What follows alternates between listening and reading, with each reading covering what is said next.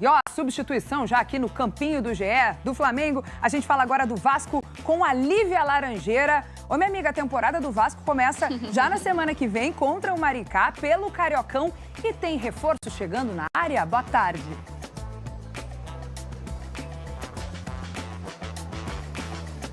É isso, Kelly, tudo bem? Boa tarde a todos. O Vasco está próximo de anunciar o primeiro reforço para a temporada de 2026. O meia colombiano Johan Rojas é aguardado nessa madrugada aqui no Rio para realizar exames e assinar contrato por empréstimo. Com a chegada do Rojas, o Vasco ficaria com 9 estrangeiros no elenco, que é o limite permitido pela CBF. Cada clube pode relacionar no máximo 9 jogadores nascidos fora do país por jogo. E o Vasco ainda está tentando a contratação de pelo menos mais um, o zagueiro uruguaio Alan Saldívia, que está no colo-colo. Mas há também a expectativa por algumas saídas. Nomes como Garrés, Força, não estão nos planos do Fernando Diniz. Bom, o Vasco estreia no Carioca no próximo dia 15 e deve, nessas primeiras rodadas, jogar com aquele time mais alternativo, né, com peças mais jovens, jogadores que não vinham sendo muito aproveitados, mas já está com o elenco completo. Os últimos a voltarem das férias foram o Coutinho e o Ryan. Eles se reapresentaram ontem de manhã. Hoje tem treino no período da tarde, então, com esse time completo, o Vasco dando esse pontapé inicial na temporada. Kelly. Vamos falar do Vasco. Treinou com o grupo completo nesta quarta. O meia Felipe Coutinho, o atacante Ryan, que pediram dispensa do treinamento no primeiro dia, né, da reapresentação. Eles foram lá, se apresentaram normalmente, já estão integrados ao grupo. O Cruz Maltino estreia no Carioca contra o Maricá na próxima quinta, às 9h30 da noite. Falando sobre contratações, o presidente Petrinho está atento no mercado, mas ainda não foi agressivo na busca de novos jogadores.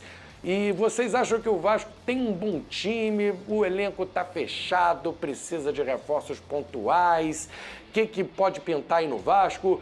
Vene Casagrande, informação de agora, o Vasco acertou a contratação do Saldívia, Alan Saldívia, junto ao Colo-Colo. Conta pra gente aí, Cruz Maltino vai comprar 50% dos direitos do zagueiro e também terá a opção de compra 20% dos direitos do jogador. E é drone, Vene? É isso, porque assim, E só aí, para fechou? contextualizar para o torcedor que está nos assistindo, lá no Colo-Colo, eles utilizam a base da votação para decidir sobre venda, compra de jogador. Eles são assim. Então, hoje teve a reunião e eles votaram a favor para essa saída do Alan Saldívia, que fez um esforço absurdo, porque, entre aspas, bateu a mesa falando, ó, eu quero ir para o Vasco da Gama, eu aceitei a proposta, me ajuda aí, me negocia, beleza. Aí teve essa votação, no fim das contas o Vasco acertou a compra do jogador de 50% por $1,5 milhão e tem uma opção de mais 20%.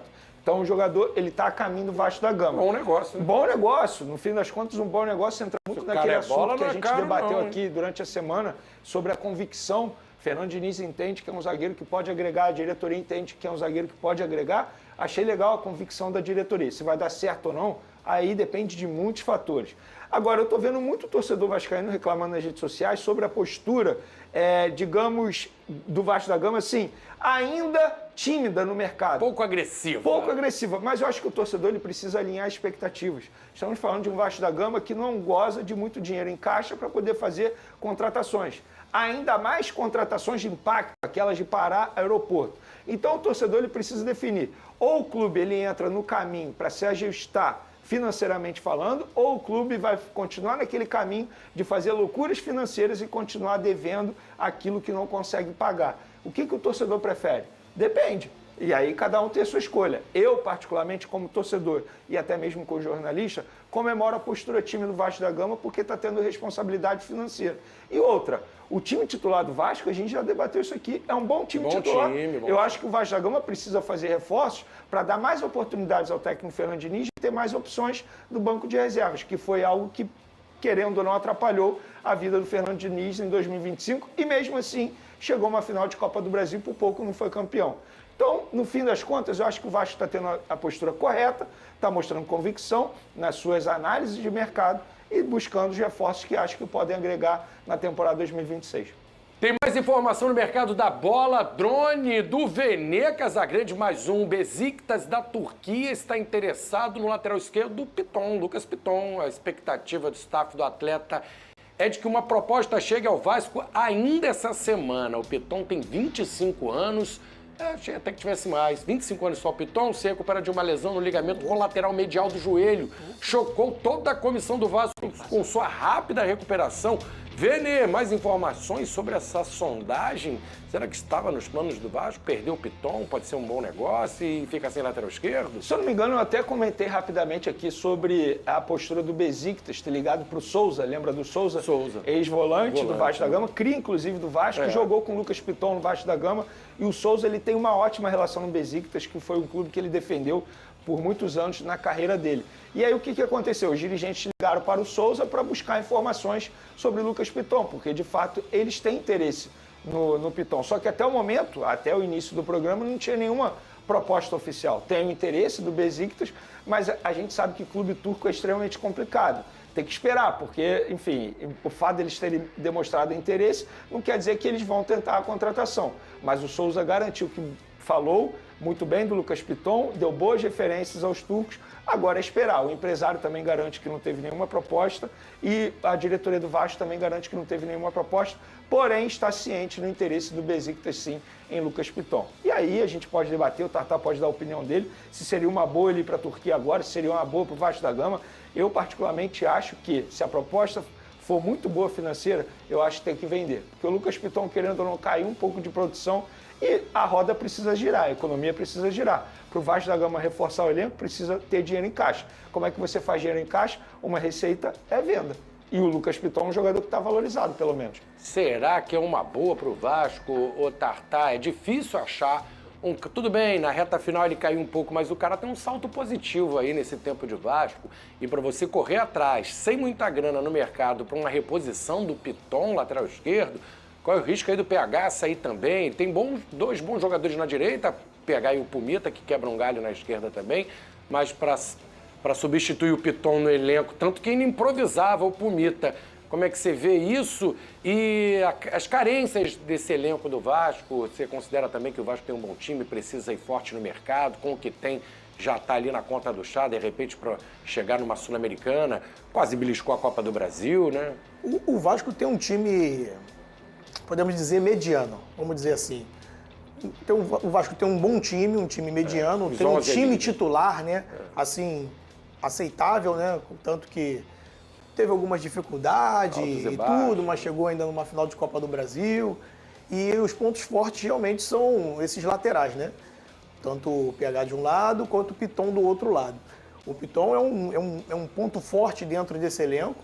Tem essa sondagem, né? Ainda não é uma proposta oficial, grana, né? Mas se isso realmente, né, se transformar, eu acredito que o Vasco, devido ao momento do Vasco que vem passando, dificuldade financeira, não tem jeito, tem que negociar, tem que se pensar, tem que valorizar, né, lógico, e vender bem, né, para que consiga fazer dinheiro. O Diniz é um treinador que ele tem essa habilidade de pegar, muitas das vezes, um elenco onde não tem grandes nomes, grandes potências, e potencializar esses atletas. Ele é muito bom nisso, então acho que tem um treinador certo para o momento que o Vasco vem tentando, né, ficar de forma um clube mais saudável, podemos dizer assim, na parte financeira. Por exemplo, Flavinho, fala, Veneza. A gente debateu aqui durante a semana, era até o Lucas que estava aqui, sobre a utilização ou não do Leandrinho, lateral esquerda. O Leandrinho é um cara que tem muito potencial, considerado jovem, jogador inclusive de seleção brasileira. Já mostrou valor. E assim, se a proposta for muito boa para vender o Piton, por que você não vende o Piton e utiliza mais o Leandrinho, valoriza o Leandrinho, já pensando também numa venda futura? E é um garoto que tem potencial, e eu acho que tem potencial para assumir a titularidade na lateral esquerda. É assim que a diretoria, no caso a diretoria do Vasco, precisa pensar e fazer, porque, repito, para você ter dinheiro em caixa, você vai ter que vender jogador. E se a proposta for muito boa para comprar o Lucas Piton, eu acho que chegou o momento de vendê-lo. E o Leandrinho deve ser a bola da vez na lateral esquerda. A gente já falou que o Riquelme não fica, o Vitor Luiz não goza de muito prestígio com o Diniz. Deve ser oportunidade para o Leandrinho, se caso, né, seja confirmada essa transferência do Piton. E deu zebra na Copinha, o Vasco perdeu para o Guanabara City por 3-1, jogo válido pela segunda rodada da competição. E olha que o time goiano teve um jogador expulso ainda no primeiro tempo. Com o resultado, o Guanabara City se classificou para o mata-mata da Copinha. Vasco é o segundo colocado da chave e decide a classificação nesta sexta-feira, às 7h30 da noite. O Cruz Maltino joga contra o 19 de São Paulo. A notícia não é muito boa aí para o torcedor vascaíno, mas o time ainda pode se recuperar na copinha, passar de fase e seguir na competição. Eu não conheci esse Guanabara City, eu confesso, time clube de Goiânia. Vamos lá, vamos em frente. Tá aí, rapaziada, o Vasco que fechou a contratação do meio-campo Johan Rojas, meio-campo colombiano aí que pertence ao Monterrey do México e chega por empréstimo, é aguardado aí nesta madrugada para se apresentar ao Vasco. O Vasco que enfrenta o Maricá na sua estreia do Campeonato Carioca e começa sua pré-temporada treinando, focado na preparação para esse Campeonato Carioca. O Vasco que deve iniciar aí o Cariocão com um time alternativo. Os jogadores do elenco principal aí se apresentaram, os últimos foram o Felipe Coutinho e o Ryan, mas o Vasco já está com o seu elenco completo, se preparando aí para iniciar 2026. E uma boa notícia aí que o Vene Casagrande trouxe em primeira mão, segundo ele o Vasco fechou a contratação do Alan Saldívia, o zagueiro do Colo-Colo, que o Vasco estava negociando aí nesses últimos dias, uma contratação aí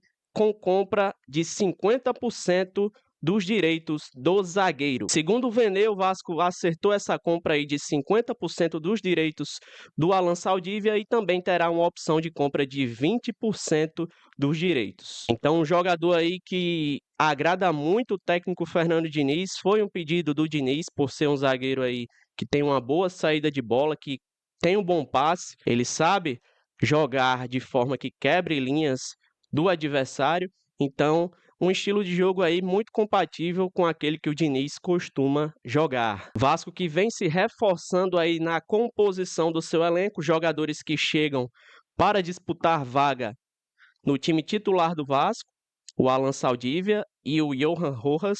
Não terão aí uma tarefa fácil, porque o Vasco conta com o Felipe Coutinho no meio-campo, conta com o Carlos Cuesta e o Robert Renan na zaga, mas boas opções aí para a composição do elenco e qualificar ainda mais o elenco do Vasco. Algo que não tivemos aí na temporada passada, o Vasco que tinha um time titular bom, né? Um time titular aí que chegou aí até a final da Copa do Brasil, porém, o que fragilizou esse time do Vasco foi a questão da composição do elenco. O Vasco não tinha banco de reservas. Quando o Diniz precisava de peças de reposição para entrar, né, no segundo tempo, ficava muito difícil de manter a qualidade. Então o Vasco segue se reforçando, é a segunda contratação para essa temporada, está aí em busca de um meio-campo ainda, né, um camisa 8, precisa também de atacantes.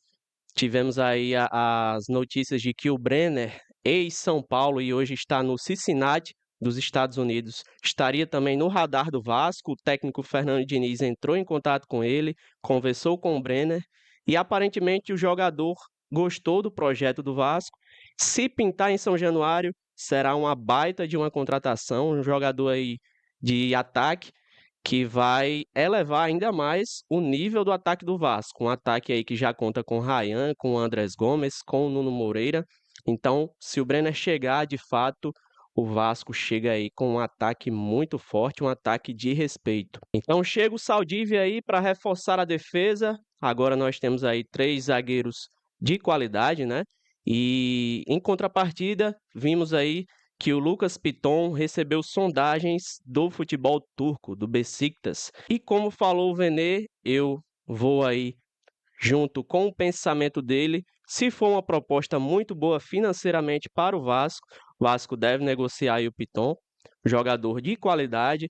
Não temos no elenco outro jogador com a qualidade que ele tem, porém um jogador que tem as suas deficiências, né? E nessa temporada aí de 2025, ele não conseguiu produzir, jogar aquilo que ele jogou nas temporadas anteriores. Sem contar o fato dessa lesão aí que o afastou o Piton dos gramados nos últimos jogos do Vasco na temporada, e ele acabou ficando de fora aí da grande final da Copa do Brasil. Então, se for uma proposta boa financeiramente para o Vasco, para o Piton, acredito que o Vasco vai negociar o lateral e buscar aí ou dar uma chance ao Leandrinho, né?